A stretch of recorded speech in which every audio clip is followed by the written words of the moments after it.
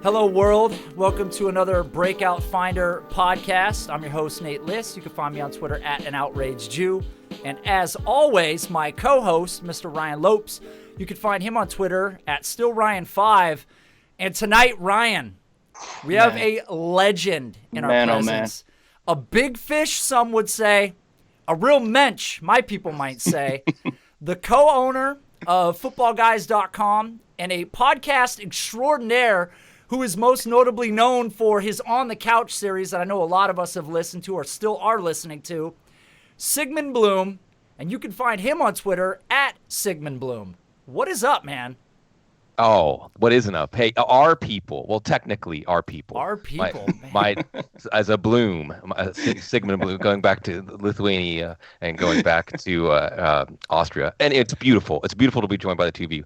It's beautiful to be in this time of year when we're like a hive mind. We're all like brain cells in the larger brain, and we like having football slant through our brains and comparing everything that we see as the white light turns into the beautiful rainbow, all the colors of the rainbow. And it's a wonderful time because everybody is excited, and it's like all the possibilities are still open. And then once we start on the season, then we have to be reacting. We have to be agile. But for now, our imagination is the only limit.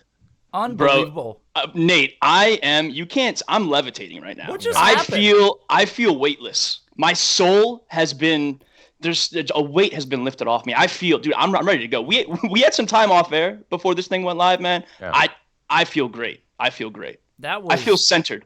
I feel like I just got smacked in the face with a book full of poetry. That was beautiful. That was Sigmund Bloom, man. We got to have Sig back next week and the week after this and every week. Bro. Let's just walk around with our phones, looking at each other, talking to each other. Let's just accompany each other through life. This is beautiful, man. This is beautiful. Listen, man, this is so Sig. These are the most pleasant pleasantries. But what we do around these parts, bro, we just get right into things. You know what I mean? Nate shows up. Looks really handsome. Nate kind of sets the tone, right? Nate is the tone setter. Yeah. He goes on the shades and things get real serious. We open up the show sheet here, buddy, and we just Nate and I, all we know is 90 miles an hour. Yeah. That's what we do around here, man. So Cecil called that GTF on our show. So bro, we live it over here, man. So for us, Sig, I'm gonna start pitching, buddy. I'm gonna just start pitching over here. Right off the bat. Who are your guys, Sig? That's what people want to know. People want to know when they log into their draft, who is Sigmund Bloom drafting? Give us a wide receiver. Give us a running back. Yeah. Give us a tight end that maybe isn't your guy because you have a guy at tight end, Travis Kelce, man. So give us a quarterback, kind of let the people into the mind of Sig over here. Well, the beautiful thing is this year, you can think of it as at different slots of your draft. There are players to like at every position. This is a year more than any other year where you should just go into your draft getting your guys, whoever they are. Now, my guys at quarterback, Carson Wentz and Kyler Murray are both players, I think, with top 3 upside that you can get outside of the top 5 or 6. Falling a little farther, Lamar Jackson, his early season schedule is fantastic. Yeah. At running back, I always like the unknown upside of the rookies, the allure. We can delve into some of them more, but obviously the preseason changes the momentum on the rookies. So David Montgomery's up a little bit, although people were already drafting him at ceiling. Justice Hill popped a bit. Devin Singletary. I love Kerryon Johnson. I'm basically writing him in a pen in the 3rd round. Yes. Chris Carson in the 4th round. Look, you can come out of a draft with Kerryon Johnson and Chris Carson, and I'm fine with starting week 1, those two guys.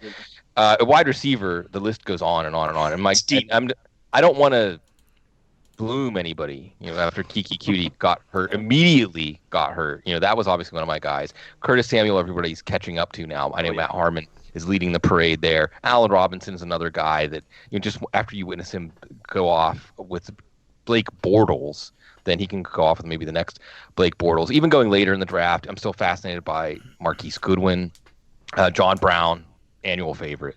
And at tight end, this is where I can really illustrate the best. Like, if I draw a pick in the mid-first round, I might be taking Travis Kelce. If not, and O.J. Howard's there in the 5th round, I might take him.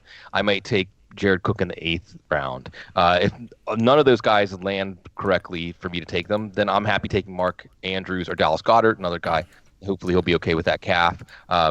Even Greg Olsen, of all the geriatric oft-injured tight ends, then there's a lot of them in this year's draft. He's my number one. So the beautiful thing is we can go into a draft feeling limber and agile and react to what happens instead of having some sort of prescription of take these positions in these rounds. I love it, man. I got a question for you. So a lot of us play PPR. I'm assuming a majority of your leagues are PPR. Yeah.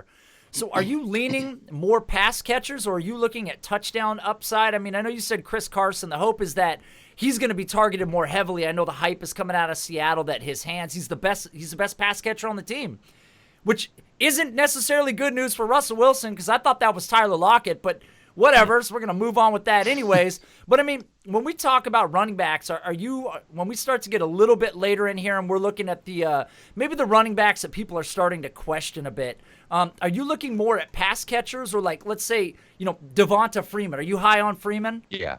Oh, Freeman and Kerryon Johnson are the guys in the 3rd round that I think allow you to deviate away from running back in the 1st and 2nd round if you want to, because both of them can easily be top 5. Freeman already was a top 5, top 10 running back. So I like Freeman a lot, and I think Freeman could easily reproduce the top 5 season he has already done before.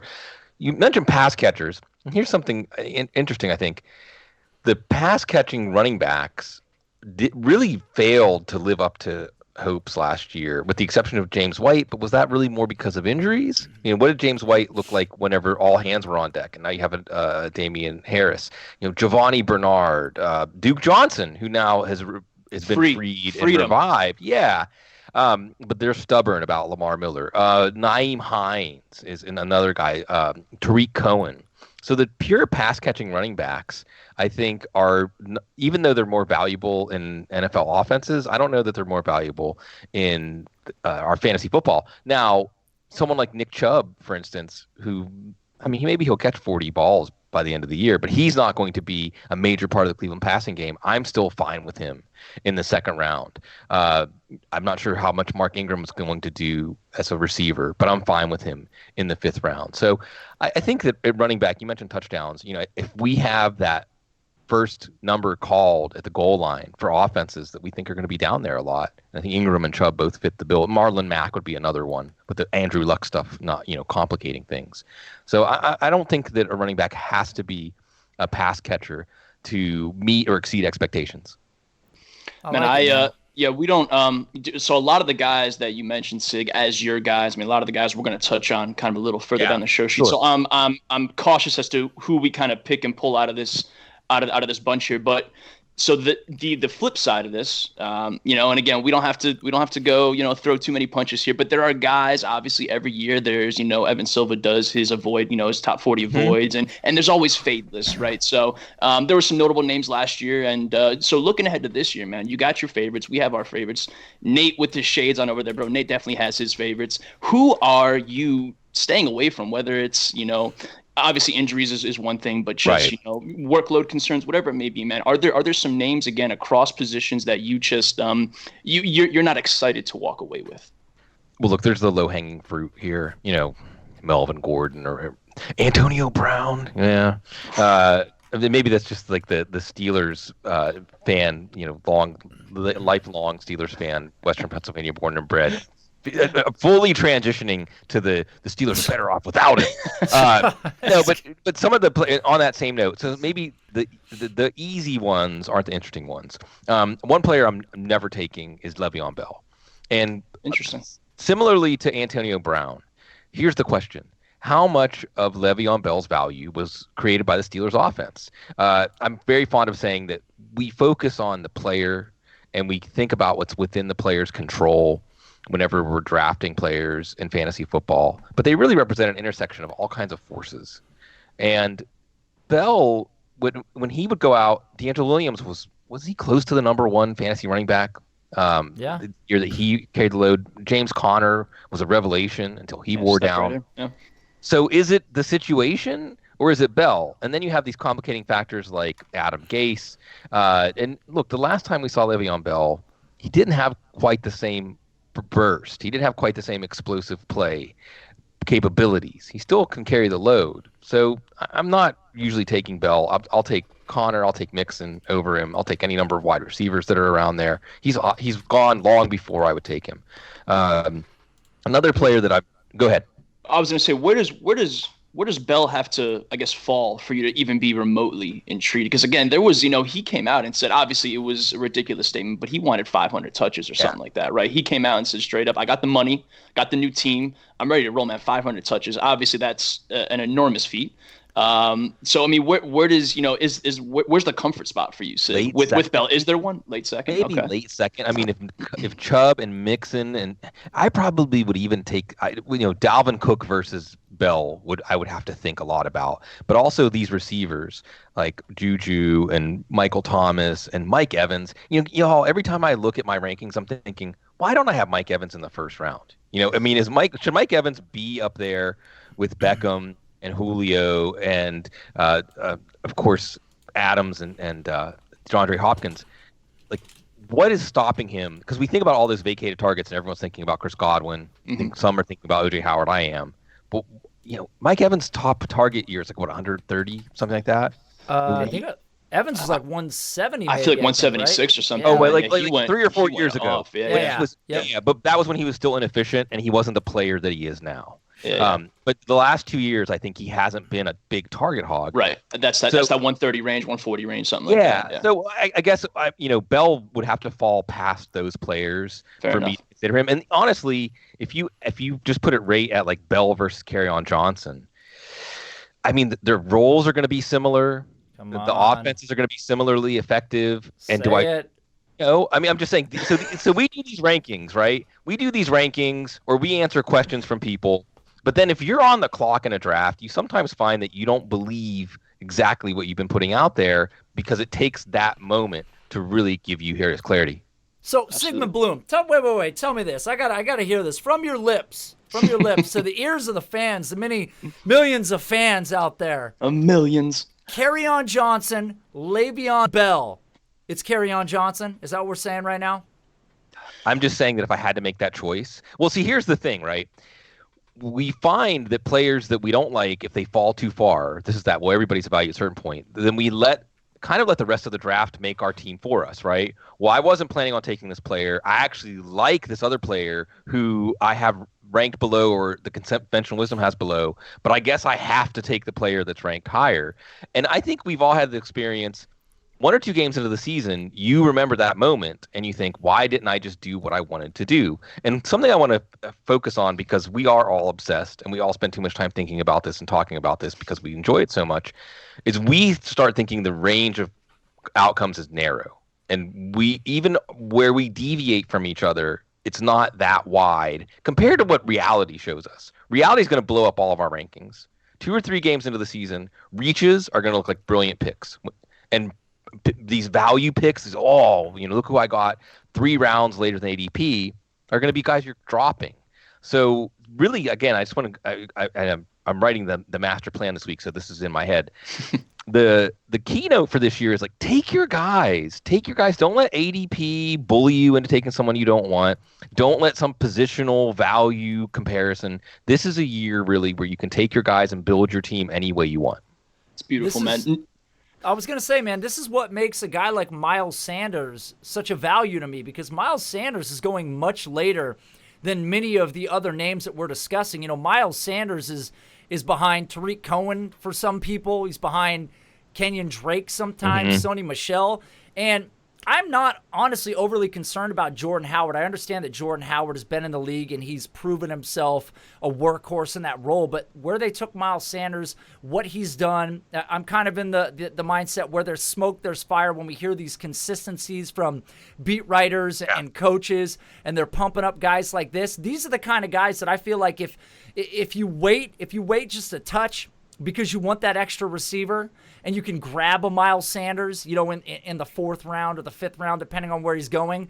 Those are the guys that I feel like can vault you to the top, because otherwise, maybe by the end of 2019, we're looking at Miles Sanders like he's a top 12 running back in this league. Maybe even by the end of September. Right. I mean, I love what you're bringing up, Nate, because here's the idea that whatever the plans are, because we're studying everything so closely. Like, it's really fun to watch all the little slap fights we have about Damian Williams and whether there's going to be a committee and who's getting the first carry and, all these things. And we're parsing every word the coaches say, and we're watching every rep, and we're watching every preseason play. But these are plans. But then what actually happens in the game, if the coaches are good, they'll tear up the plans. And Miles Sanders is absolutely a guy that whatever their plan is to ease him in, or, Jordan Howard. I mean, Jordan Howard's a nice player. There's no reason for them to not use up Jordan Howard. But what I like about highlighting Sanders is it's a amazing situation. I mean, the best offensive line even after they trade their backup, their swing tackle, and a third round pick to Houston for JD McClellan. Is that what we think is going to happen? I mean, I'm just accepting that reality. I think the Eagles are just going to become the Patriots of the NFC, where like every time there's some low hanging, there's like some easy trade. It's just a no brainer for them. Yeah, they're going to find a way to do it. But it's a beautiful situation. It's a situation that could throw gasoline on the fire. And unlike, say, Darrell Henderson, nothing has to happen to Jordan Howard for them to just say, we have to give Miles Sanders the ball. And like you said, the beat writers unanimously said, wow, when they watched Miles Sanders, because they didn't get to see him in the OTAs. And that's that first indicator we're looking for, that there might be something special here. And I think so. If somebody in my draft took Miles Sanders in the 4th round or 5th round, I wouldn't say, oh, you reached for him. I'd say that's conviction. And when you feel that conviction, here's what you need to be doing in drafts: taking players that you believe have a chance to vastly overachieve what we think they'll do, except in the first and second round. And as long as that's where you're coming from, I mean, things that seem crazy. We'll go back to Patrick Mahomes, right? I mean, we're going. I'm turning this into like on the couch. Patrick Mahomes. I'm not going to criticize anybody for taking Patrick Mahomes in the first round. No way.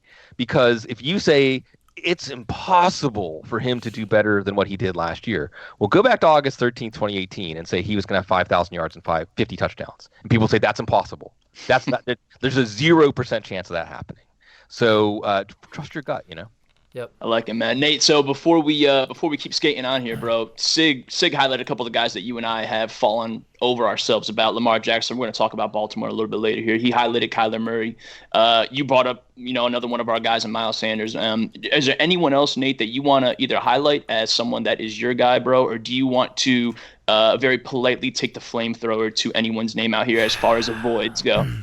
I don't want to call it a flamethrower, but kind of opposite of the way I feel about Miles Sanders, where I feel like taking him becomes a value. I start to question Phillip Lindsay this year because for me, at least, I wonder if Phillip Lindsay can replicate what he did in 2018. I'm not here to predict injury. I'm not necessarily here to predict if Royce Freeman is going to jump him. But I like to believe that Royce Freeman all along has had everything that it takes to be a feature back in this offense. And I think going into this season, we're going to see more of Royce Freeman than we had in the past. And that gives me pause with anybody who's drafting a guy like Phillip Lindsay expecting a replication of 2018. Yeah, it's a dicey. I mean, obviously Theo Riddick brought in, hurt now. Keep hearing Booker's name brought up and stuff like that. But that's a pretty loaded backfield. I think I forgot who said it. Might have been Matt Kelly or someone else earlier on this offseason. Basically, if you're drafting Lindsey that high, you're expecting that Jamal Charles type, efficiency, that kind of career projection. And again, Lindsey's a nice player, but he obviously set the bar really high. So kind of regressing to the mean, that natural regression just feels like such a given there. Sig, we had a bigger segment kind of lined up obviously a week ago when we first kind of had this on the calendar. The Duke Johnson trade happened, the Houston followed and stuff like that. Nate and I were both kind of screaming for the Duke Johnson thing to happen before GM/coach Bill O'Brien pulled the trigger and got it done, man. So as far as the Cleveland Houston running back fallout, you highlighted Nick Chubb earlier. Caught Scott Barrett on the couch a week or so ago. Dude's phenomenal. You guys talked about kind of Nick Chubb stock posts, Duke Johnson leaving. So any thoughts? So you want to put a bow on this thing, man? Whether it's Duke, Nick Chubb, Houston, Damari Crockett, anything like that, man. Well, you brought up Theo Riddick really quickly, and I think whether we're looking at Kerryon Johnson and Theo Riddick or Duke Johnson and Nick Chubb, it really just pushed you to something you should have been doing anyway. All of the value was there, and this just drew attention to it. So I think that Nick Chubb, I know there's the Kareem Hunt question, but he could easily be in the top 3 fantasy running backs when Hunt comes back, and it helps you start like 7-1 in your fantasy league, and that's enough to justify him in the second round. Duke Johnson. The good news here, I'll highlight something you said. Just your modifier there, coach/GM, Bill O'Brien. So the good news here is we don't have to worry about some sort of butting heads where the GM makes an investment that the coach doesn't want. This might be like Adam Gase and Le'Veon Bell, yet another little risk factor to Le'Veon Bell. So we know that Duke Johnson's going to be used. And my guy, Kiki Cutie, getting hurt could actually open the door to Duke Johnson being the slot receiver. And that, you can go back to Hunter Renfrow. You can go back to Deshaun Watson and his ability to use that kind of player. Hey, Hunter Renfrow might lead Oakland in receptions this year. Let's go. We'll talk about it, man. Let's go. Yeah. So that could be an opening for Duke Johnson to have value early in the season. And then if Cutie can't stay healthy, then that's going to have that value persist. Johnson's an explosive back. He's a good running back.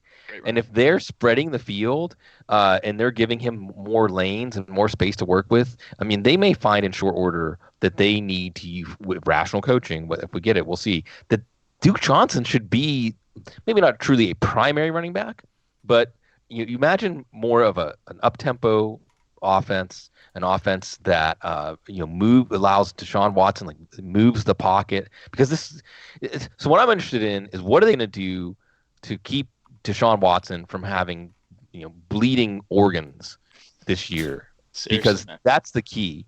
So I hope that they use Duke Johnson. It's exciting. I was saying, guys, anytime a good player gets to play more, an angel gets its wings.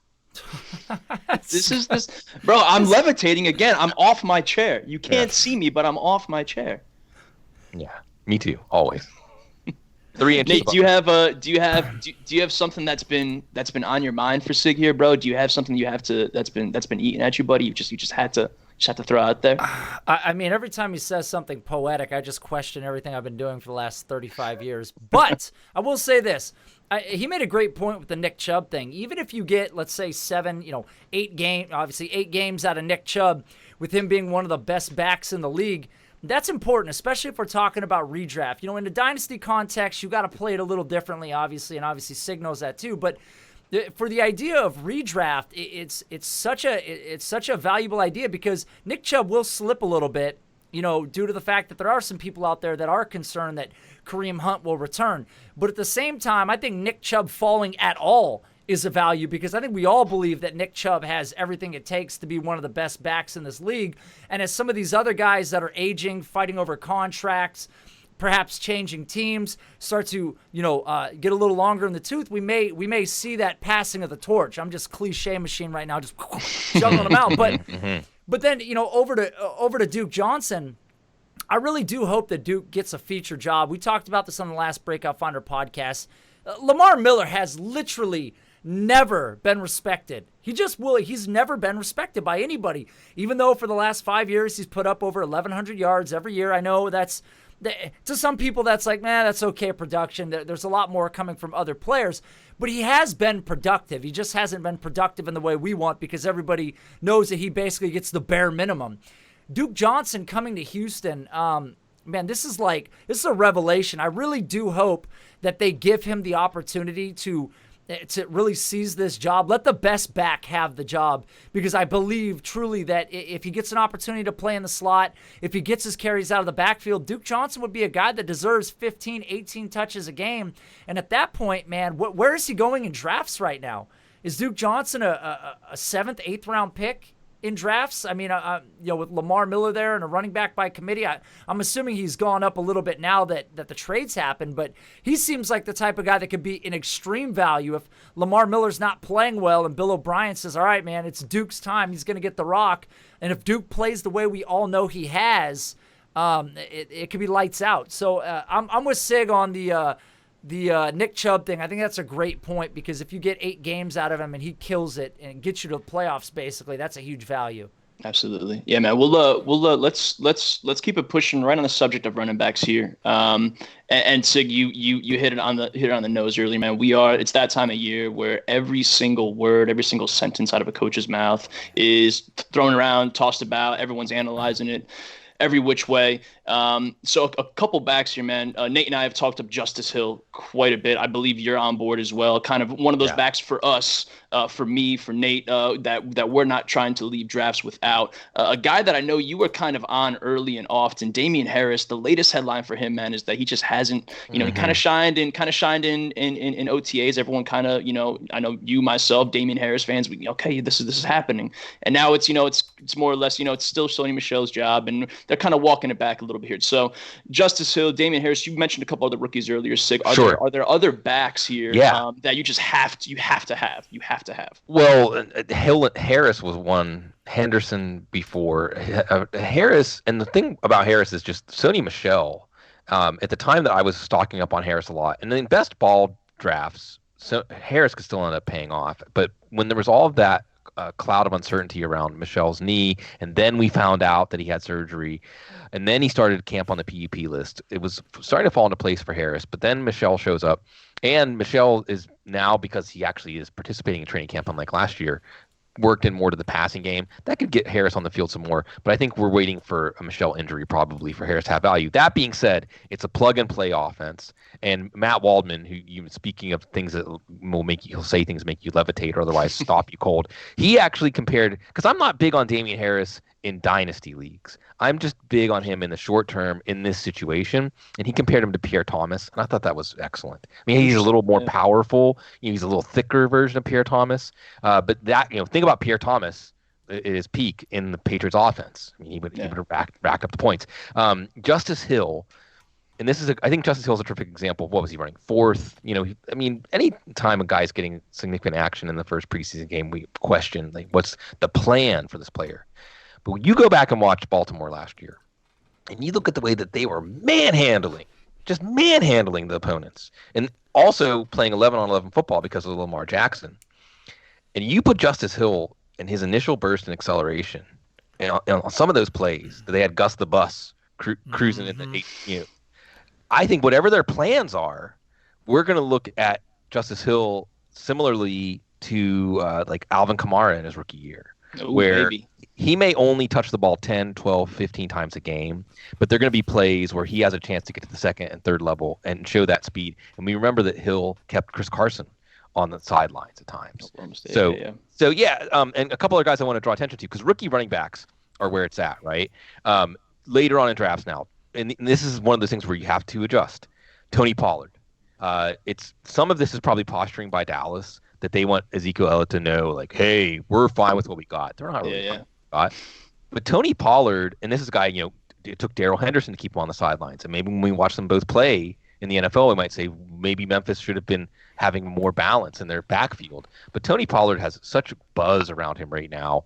And even if Ezekiel Elliott, maybe down in Cabo, he's been having, too many margaritas, and that's the other holdout risk, right? Ezekiel Elliott shows up a week before the season, but is he going to be in football shape? Right. Does he have a soft tissue injury? Does something happen that opens the door for Pollard? And Darwin Thompson is another guy that I think we have to be considering now. And again, whatever the Damian Williams plans are, whatever the Carlos Hyde plans are, Darwin Thompson can pop in a way to make them say, okay, we have to reconsider everything. And certainly when you watch that reception he had, if he keeps doing things like that, they're going to go back to the drawing board. Yeah, dude, Thompson was a guy. That Siegel, man, the contrarian. He highlighted kind of early, and I was a big fan of him coming out of school, and then kind of forgot about him because I still got some Damian Williams shares that I'm holding on to for dear life. So I'm big on Damian Williams. At the same time, man, Darwin Thompson's just super intriguing. And between him and Jalen Hurd last week for the preseason, man, the timeline was a buzz. Nato, bro, I cut you off, bro. I apologize. Go for it, man. You didn't cut me off at all, bro. I was waiting. If you had kept going, I was gonna cut you off. So hey, Sig, I got a question for you, though, man. Going back to Justice Hill, because I think we all agree Justice Hill has incredible juice. I mean, if you go to playerprofiler.com, fantastic website, does some really cool stuff with the numbers. They compare him to Reggie Bush. Now, that's not a one-for-one, obviously, but when we talk about athleticism, we see a lot of similarities. I have a question for you, though. Yeah. Earlier tonight, you mentioned how Le'Veon Bell, was he or was he not a product of the Pittsburgh offense? We've seen guys come in behind him and do similar things. So here's a question for you. Mark Ingram, a bit more aged at this point, goes to the Baltimore offense, a team that does lean on the run, does have a semi-run first quarterback, which is an advantage at times to a running back. The question is, do you believe that Mark Ingram was by chance a product of New Orleans? And with that being said, if he comes out the gate stifling, not quite what people expected, and Justice Hill continues to show this sort of feature ability and juice, I mean, could that make Justice Hill an even bigger value than he is right now? Well, Nate, this is exactly the question we need to be asking ourselves. Like, is it credible? Is it credible that at some point in the season, and hey, Mark Ingram turns 30 this year. He had a performance-enhancing drug suspension, and everything. I'm down here in New Orleans now, and they wanted Mark Ingram back, and everything around that was a little bit odd. And I think they're fine with Latavius Murray. They're happy with Latavius Murray. And you take the inversion of this question. You say, well, is Latavius Murray going to pick up where Ingram left off and be a value where he's going? But absolutely. And I think your question really highlights, again, having in the imagination to consider things that seem unlikely, but are the pieces in place for it to be possible. And whatever Mark Ingram can do, Justice Hill with his and you just watch him play at Oklahoma State. It's like he shot out of a gun. I mean, one of the really neat things about preparing for the draft, and Ryan, I know you do a lot of we just watch tape, right? It's like osmosis. It just washes over us. And you can watch like 10 running backs in a row and things start to emerge. Just like you absorb this stuff and you just watch like the first few steps of Justice Hill, and it stands out compared to every other running back in the draft except for maybe Darrell Henderson. And that is the kind of thing that's exciting to take in the 12th round, 11th round. Like if you decide to take Justice Hill in the 10th, 11th, 12th round, no one's going to beat you to the punch. And I think that absolutely that kind of player should be the part of your draft plan. Maybe it's different for somebody else, but I think you're absolutely right that there's nothing stopping them. I mean, who had Gus the Bus leading them in carries halfway through the season or the beginning of the season? So we know this is going to be a coaching staff that is going to let the best players play. Nate, anyone else running back wise? But obviously you lifted up your shirt. You had the Miles Sanders tattoo underneath, so you already spoke your piece there. Anyone else, bro, that you want to highlight before we keep moving forward here, buddy? I don't know. I think we've done a pretty good job of hitting on some of these guys. I'm just a value guy. I mean, I think in the rounds where the obvious picks should be obvious, I'm making them. The Dalvin Cooks that I'm a fan of. Obviously the Alvin Kamaras, the Joe Mixons, the Marlon Macks, the players that I'm a fan of because I think their workload is going to be high this year.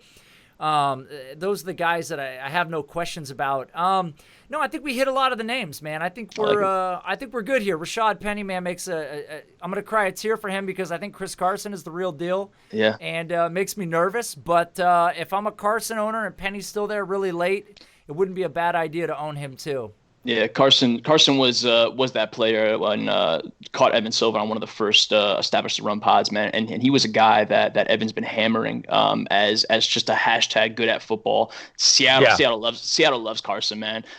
Super interesting as Nate kind of led off the show with you talking about how Shoddy's all about that 50, that 50 kind of target, 50 reception, whatever. That he wants to game plan. He wants to get Carson more involved through the air, man. So it definitely feels like it is wheels up for our guy Chris Carson out in Seattle. Again, spend a good amount of time on Justice Hill here, boys. I'm glad we're all in lockstep there. The Baltimore offense for us, it's a unit that comes up what feels like once a show. Nate and I got the Lamar Jackson jerseys buried in the closet somewhere. The entire thought with the Baltimore offense is, Justice Hill, Miles Boykin, Mark Andrews, who Sig highlighted earlier. The idea is that Lamar Jackson is going to take that next step as a passer. He had a moment or two this first preseason game where, again, I didn't watch it personally live, haven't had a chance to run it back yet, but I know the timeline was instantly critical as only the timeline would be. So everything about this Baltimore offense, I'm drawn to the Baltimore offense, but there is, if Lamar doesn't take that next step in this next season here,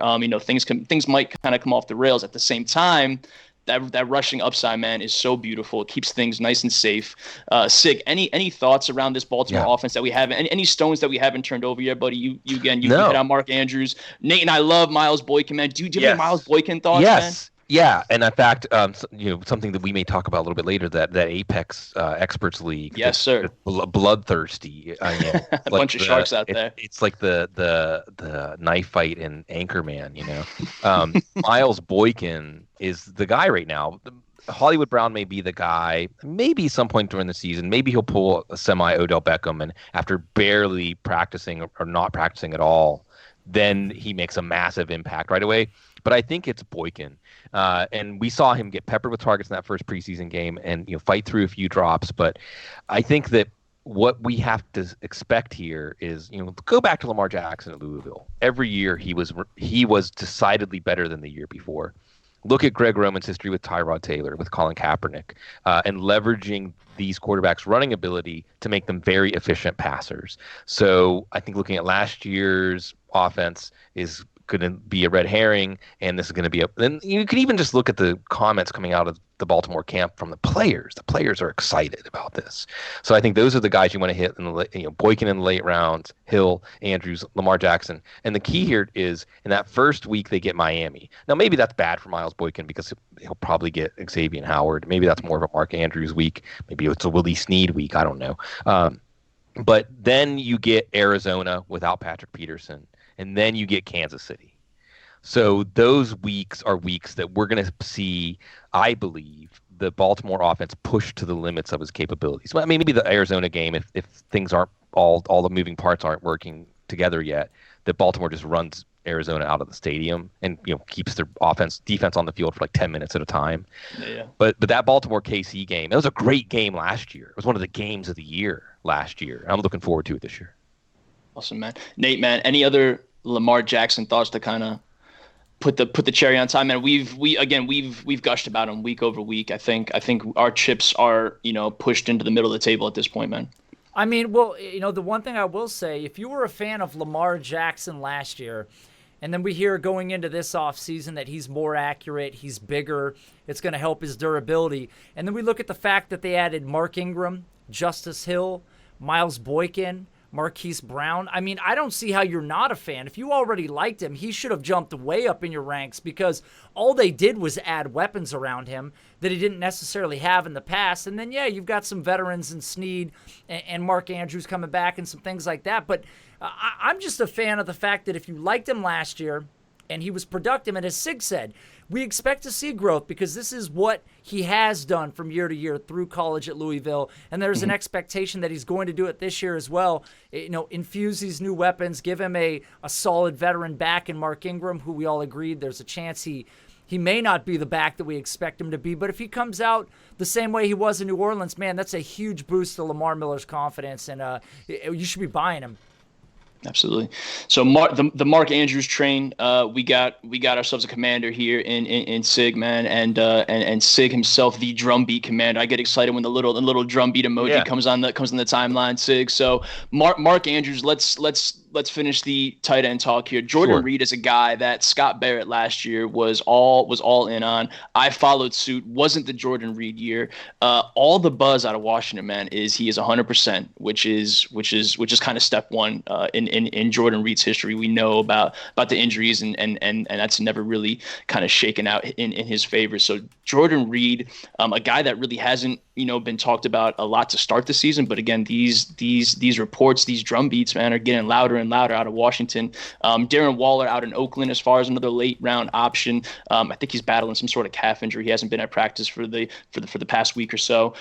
Vance McDonald. These are just some of the guys that I listed. Sig, you kind of shared your Mark Andrews plan to kind of start things off here. But any other tight end or tight ends that you want to highlight for a good reason here?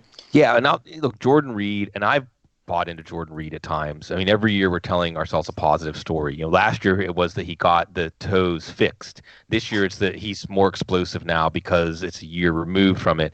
I just don't like the Washington offense to create any overachievers. I don't think overachieving when I think of the Washington's offense. And I think that Trey Quinn is going to be there also to gobble up those easy targets from whether it's Colt McCoy or Case Keenum or who knows. Waller's really interesting. Anytime you have a Georgia Tech size speed receiver like coming from the lineage of Calvin Johnson and Demaryius Thomas, and you put him at tight end, and Derek Carr is going to look for the easiest target. Yeah.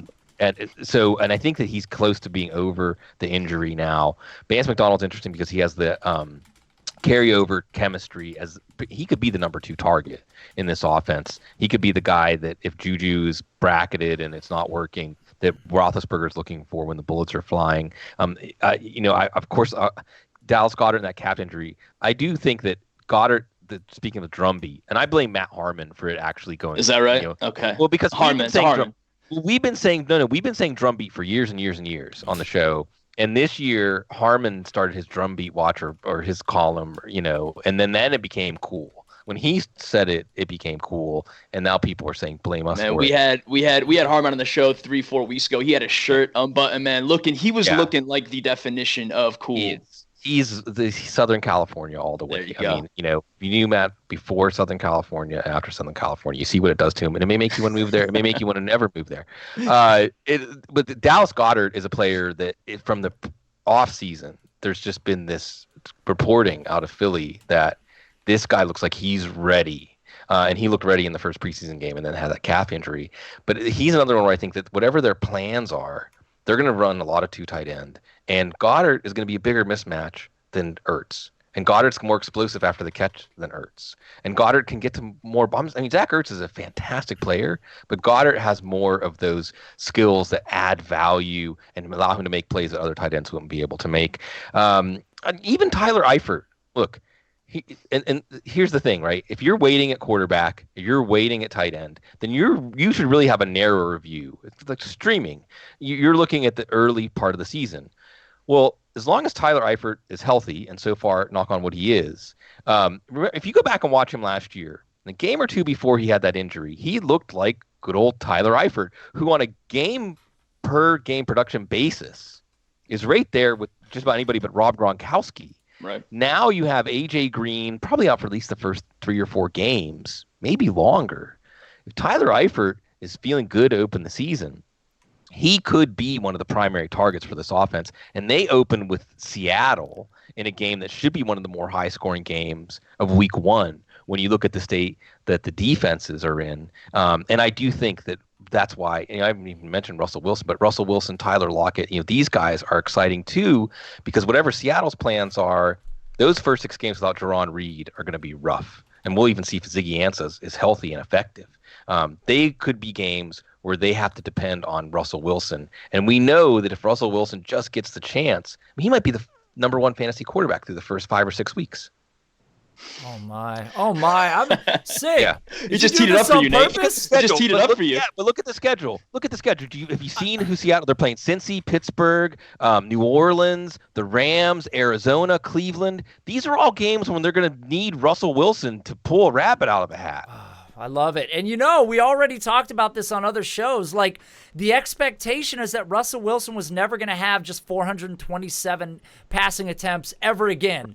Total anomaly. Should have never happened. It's fine. They wanted to establish the run. Shout out to Evan Silva. But the thing here is, I feel like with the passing game to the running backs as a focal point, we're going to see him continue to trend upward. And I'm with you, man. Russell Wilson, I thought he had a chance to finish top 5 anyways. Opens the season against great scheduled teams. I'm with you, man. If I can drop a tight end in this list, a player that I'm a fan of, 23 and a half years old, he's the guy on his own roster, Chris Herndon, for the New York Jets.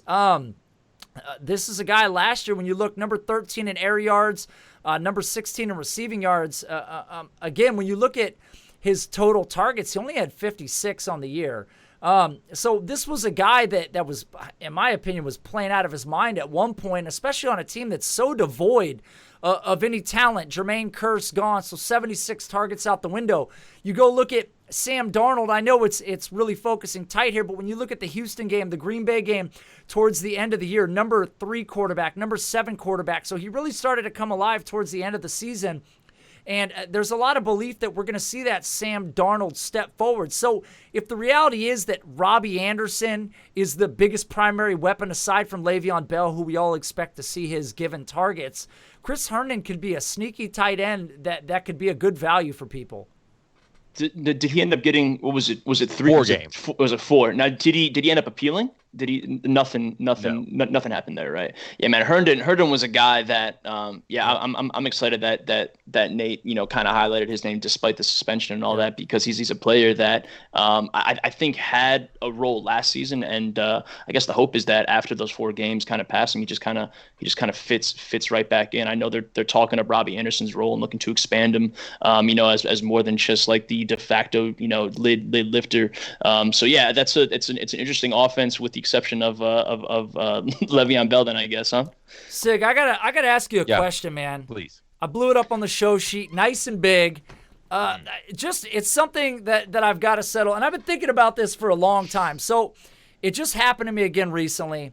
I was driving, and a song came on the radio. It was an awful song. I mean, are you familiar with pop music over the last, It's semi-familiar, Okay. although what is truly pop music anymore now that everybody has their own scene and everyone can find their home, That's a great question. You go to levels that I am just not ready for sometimes. I'm unprepared for the level you go to.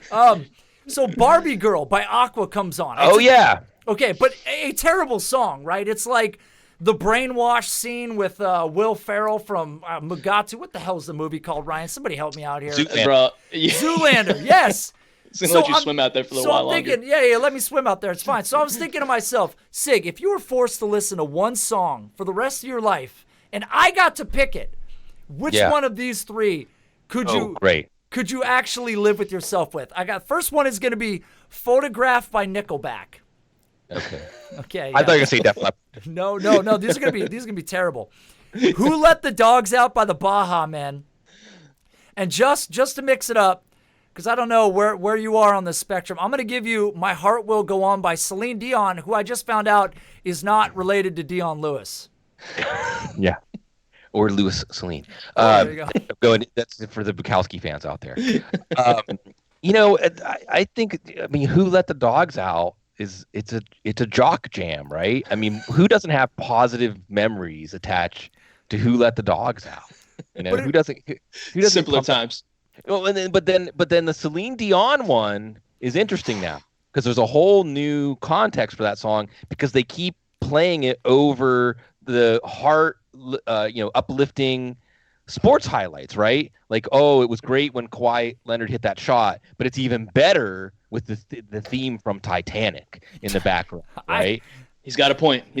Nate. Well, I always remember it from like the dogs that need to be adopted commercials. So I'm. Oh, right. Wow, you're right. The ones that run at like at 6 a.m. or something like that. And you're just in the kitchen eating a bowl of cereal. You're a terrible human being. Yeah, the ones like you're a terrible human being. What have you done with your life? Which I don't really need a commercial to put me in that mindset. So I would say, I would say Who Let the Dogs Out would be fine. But, that gets us into the whole, like, the 90s, the decade of one-hit wonders. I don't know what that meant. Maybe that was, like, where we really went through the looking glass, like, the postmodern era when, like, everything had already been done. And all we can do is just repiece things together. It's like collages and mosaics. And that's why we're all just hanging out doing fantasy football shows. And, like, we're not even interested in football. We're interested in some abstraction of football that we made up so that we could have an excuse to talk to each other and hang out, There it is. Nate, were you going to pick Celine Dion, Nate? Was that where you were going with this? Or where's your mind during all this here? Here's the thing. When I hear Who Let the Dogs Out, I just feel like I'm walking around a pool somewhere in Mexico, sipping a fruity drink, and it's just pumping like endlessly through the speakers. And I'm just like, yeah, okay. No, but I don't think I can live with myself. I think I'd go nuts. I'd rather hear Chad Kroeger scream at the top of his lungs every day for the rest of my life than feel anything because of Celine Dion. And the Baha Men, that song is gross. So I mean, kudos to you, Sig, for picking that. I'm going Photograph by Nickelback, and that's my final answer on that. Yeah, it's a beautiful segue into one of our last topics here. Man, I have a photograph in my bedroom of Allen Robinson. Mm-hmm. during that, what was that, 2015, 2016 season, man, where Right. where he arrived. Guys like Matt Harmon were on the beat early, of course. Dude, we were all, again, falling over ourselves for Allen Robinson. If he did that with Blake Bortles, the Mitch Trubisky report, obviously coming off an injury, the Mitch Trubisky reports out of camp right now are that he really hasn't he hasn't looked like he's ready for that next step, whatever the case may be. So I bring up Allen Robinson because, Sig, I think you snagged him maybe in the 5th round, 6th round of the Scott Fish Bowl. I ended up, in my particular division, in my particular league, he fell to the 9th round. So I snapped him up at the 9.02. And I think you and I might have had a quick DM or some sort of conversation. And Allen Robinson, what's going on? He's all over the place here. So talk a little bit about Allen Robinson, man, who's a guy that may have just simply been forgotten about. Which would be a shame. Or if there's anyone else that kind of fits in that same boat with A-Rob, as far as who are we not paying enough attention to? We've obviously talked about a ton of different players already, but if there's anyone else we missed, now is the time, my good man. Yeah. Oh, well, I'm not going to try to cram too much in there, but just on Allen Robinson really quickly, you mentioned the Blake Bortles thing, and we can follow the trajectory of his career where he was elite. He was a first-round pick, and then Blake Bortles not in garbage time happened, and then the ACL happened. And then last year we saw glimpses of that old Allen Robinson, but not the complete Allen Robinson that we knew from the past. And he's only 26 years old. He's still on that upslope, getting into the peak of his career. And all the reports early in training camp in Chicago were, now we're seeing that guy.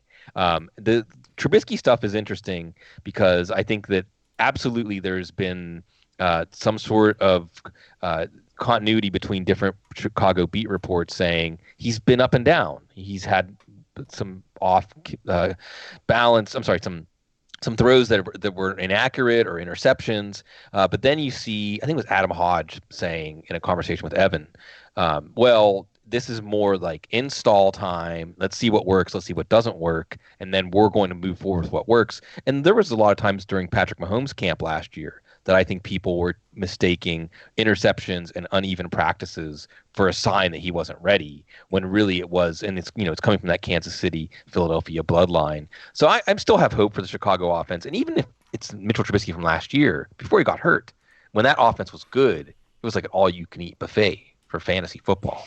So I'm fine with that.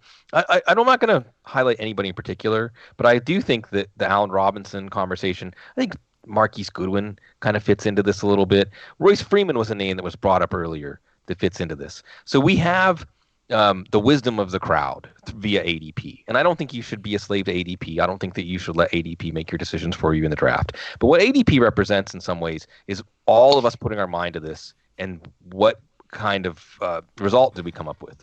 And we can look at past year's ADP and say, well, was it that we were wrong when we compare to this year's ADP, and it's very different.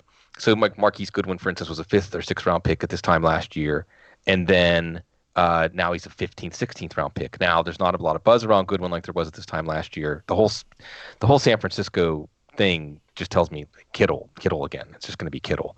But has it changed that much? Royce Freeman was a 4th round pick at this time last year. Yeah. Now I know Phillip Lindsay happened, but Royce Freeman, just to go back to what y'all were talking about, he's in a much better system. That outside zone is going to be much better for him than following a fullback what he was doing more last year. And everything coming out of Denver has been, we will see more Royce Freeman this year. So I think looking at past year's ADP and comparing it to this year's ADP, Allen Robinson being another one, and say, has that much changed? Is it really as dramatically different as ADP represents? That's where you find that arbitrage. That's where you find the gap, because that's what we're trying to do right now, is find where the conventional wisdom may be a little bit off because it's not factoring in or over factoring different parts of the situation or the player outlook that we see differently. Nate, anything on A-Rob, bro, before we ask Sig the last question here and get him out of here? Let him plug what he's got to plug.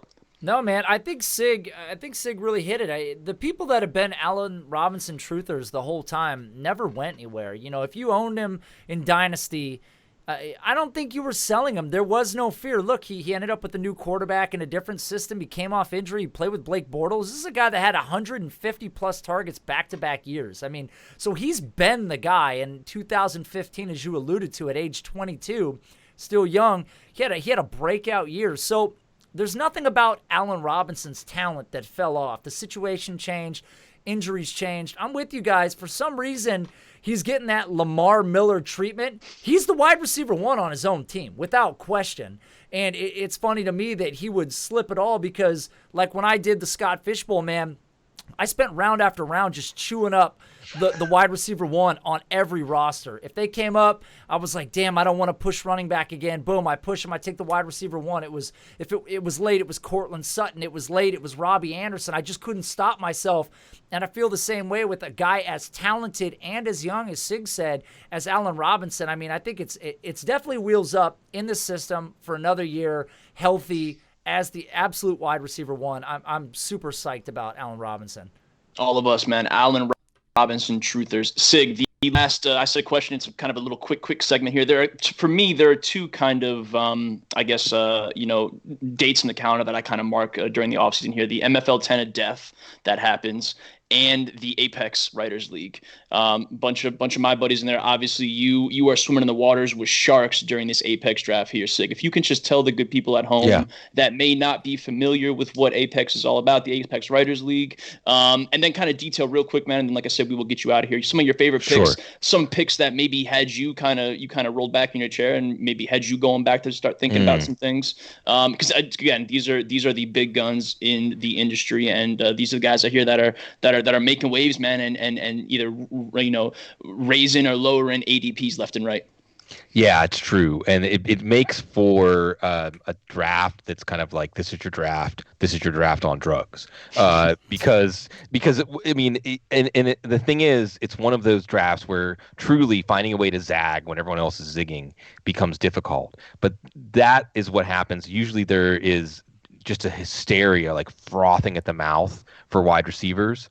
And then you have this question: am I going to follow the pack, or am I going to try to find a way to exploit this? And I usually try to find a way to exploit it. Look, I'm either trying to finish first, and if I'm not finishing first, I don't care if I'm 12th. You're another Will Ferrell, you're not first, you're last.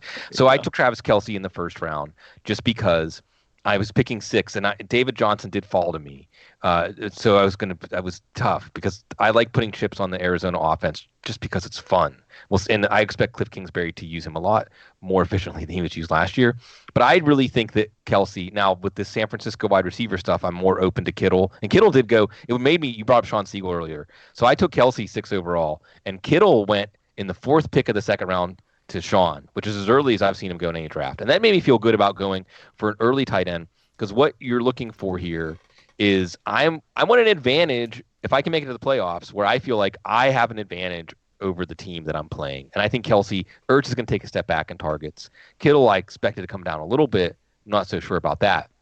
So at that point, I just want to point this out. Usually this league is ridiculous. So as fun as this draft is, and as much as we can move ADPs, it's nowhere near any kind of model for any draft you're going to do, folks out there. Don't use this for any guide of what to expect in your draft.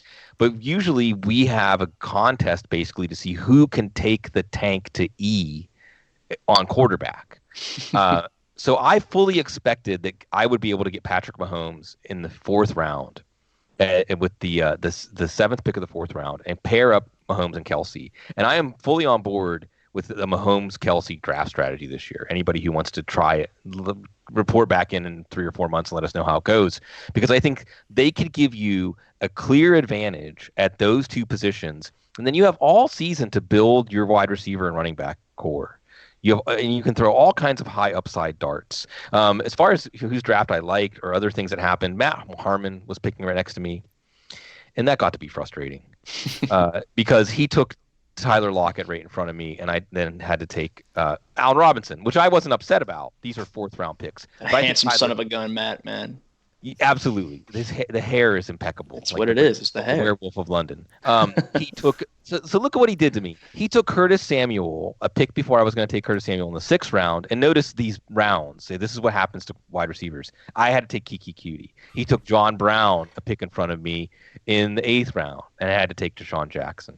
So of course I was not fond of those picks for my own team, but for his. Now the other thing that in this draft, because everybody's crazy about quarterbacks, I ended up taking 3 quarterbacks.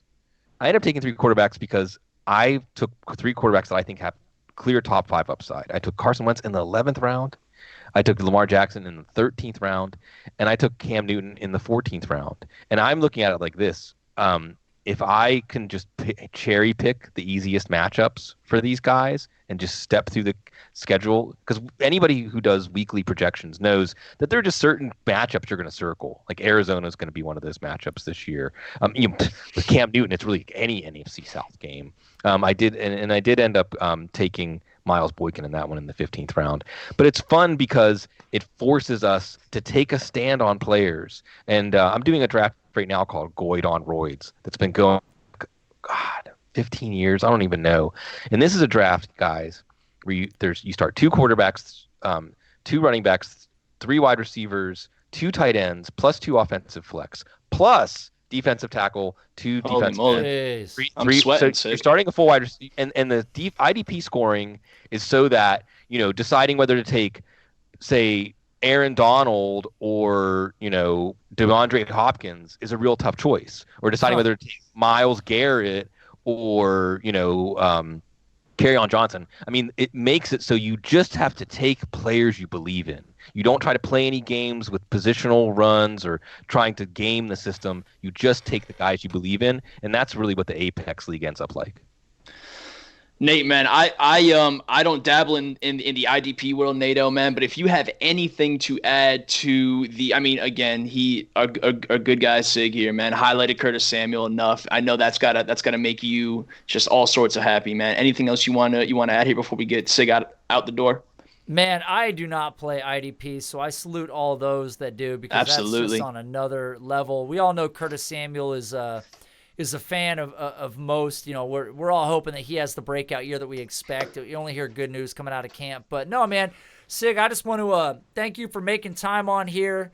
Like I said when I led this off, man, you are a legend, somebody that we were all, following when we first got involved with the scene, and glad you could get on here, man, and drop Absolutely. these nuggets of just beautiful, harmonious. Just this is the shining light that's coming down on me from the sky. Wash down over us.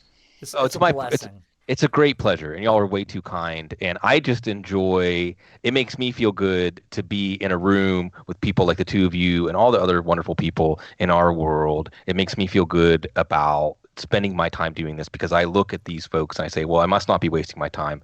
People like that are here with me. And really what we have to get into is the second hour. It begins with the question of, is football the most homoerotic sport? And what does that about? I didn't know it would come up. No, it really, and this is the teaser, right? This is the cliffhanger. So next time, and when we'll have one or both of you all on there will on the definitely be a couch. next time. There you go. There you go. Yeah, I it's love it. wonderful though. Thank you so much for the opportunity. Right on, man. Sig, tell the people, man, the couch, tell them where they can find you and all the rankings, tiers, all that good stuff, buddy. Yeah, it's just, football guys. I mean, look, there's something for you at Football Guys. I mean, we do, our Audible, the Audible, all the places you find podcasts. I think we do like 8 episodes a week during the season. Cecil Lammy, who's been covering the Denver Broncos forever, he has his own flavor and flair that he adds. If you want a handshake with Football Guys, our app, the mobile draft dominator, is free this year. It's like the assistant that looks over your shoulder, anticipates things in your draft. It's fun.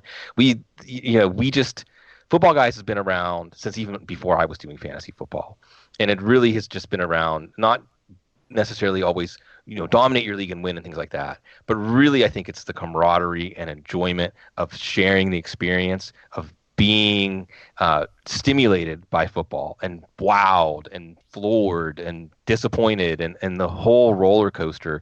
Experiencing life, the calendar of football is, you talk about, Ryan, you talk about like levitating, but there is a sense. Doing it again, buddy. Yeah, hey, and always, and with all of y'all. But experiencing the football season together is a way. So here's where I'll go off and in on another tangent. Like, I think this is therapy for all of us. I think that for any number of reasons, our lives sometimes can be chaotic. We can't react to everything in real time. We have to just keep our heads down and keep going. And in this experience that we have with each other through fantasy football, through hanging out on Sundays and watching games, Monday nights, Thursday nights, whatever, it's an unburdening. And it's something that we may not ask each other to do. We may not admit that we need it. We just do it, with dignity and I'm here to ruin that dignity. Sig, when you open a church, man, let me know. I'll be the first one there. It's on gonna Sunday. happen. When I was in law school, the girl who sat next to me in all the law school classes, because we were in alphabetical order, said, "Your real calling was cult leader, wasn't it?" So there's still plenty of time. There's still plenty of time. I love it, man. I love it. Nate and I just log on and we just tweet about Miles Boykin and like 24/7. We don't have the beautiful sermons that you do, but that's kind of where our path maybe Absolutely. One day will it all converges. Yeah. yeah. Yes. Nate, bro, tell the people about Breakout Finder and let's tie a bow on this one. All right, man. Well, yes, again, thank you to having Sig on, man. Breakout Finder, bunch of new articles dropped this week. Ryan's got his rankings, which are going to drop probably about the same time this podcast drops for wide receivers. The ranks, he's going to be updating them as well. Again, obviously, you're listening to the podcast. Rate it, review it if you've got time. We appreciate all the commentary from everybody. Hit Ryan and I, up on Twitter. We're very accessible. We love responding. It's one of my favorite parts is interacting with the people that have questions. I like to share knowledge if I've got it. And there's a lot more to come with the Breakout Finder. And again, thank you, Sig, for coming on tonight, man. You are the man. He's a rock star, man. Sig, thank you, brother. My pleasure. All right, man.